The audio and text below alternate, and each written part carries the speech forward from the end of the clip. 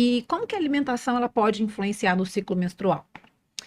Olha, eu não sei o que vem primeiro, se é o ovo ou se é a galinha, se é a alimentação que influencia no ciclo ou se é o ciclo que influencia na alimentação. Na verdade, é os dois, né? A verdade é que uma vez que essa mulher tem conhecimento de que o ciclo menstrual influencia no comportamento dela, isso muda completamente o jogo, porque o comportamento, ele é só uma das coisas mais importantes que tem aí. Então, a primeira coisa que a gente tem que entender quando a gente fala do ciclo menstrual, porque muitas mulheres não sabem disso.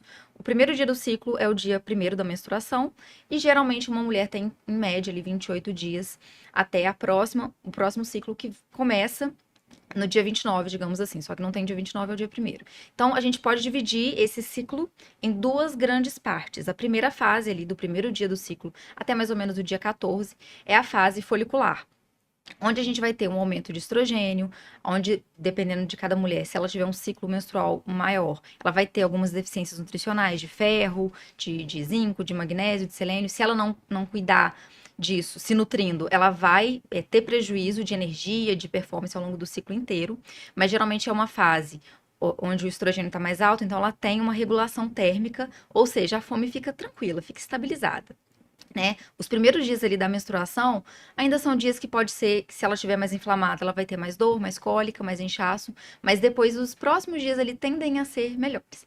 A segunda fase, que é a fase lútea, a gente tende a ter, a fase pós-ovulatória, a gente tende a ter mais fome por conta da progesterona que está mais alta. Ela aumenta a temperatura, né? Aumenta a termogênese e com isso o gasto calórico aumenta. Então a fome aumenta não é à toa, é porque o gasto calórico aumenta. E é o corpo tentando se equilibrar ali.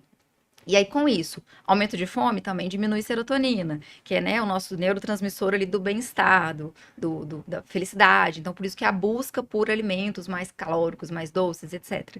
Então, com isso, é se programar. Então, se eu sei que eu tenho um aumento de fome, por exemplo, então eu vou buscar alimentos que saciam mais. Um exemplo, né? Então, basicamente, a gente pode dividir esse ciclo nessas grandes duas fases aí, entendendo que coisas bem diferentes acontecem nessas duas fases. É importante essa mulher ter consciência, aceitar, digamos assim, que nós somos diferentes dos homens, sim. Então a gente vai ter, sim, fisiologias diferentes ali em cada fase do ciclo.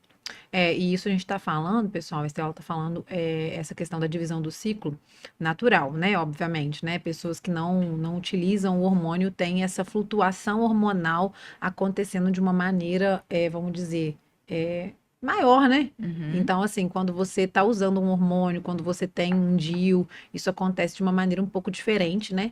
Você sente talvez menos impacto, vamos dizer assim, do seu corpo dizendo por ele mesmo, mas é mais ou menos assim que acontece.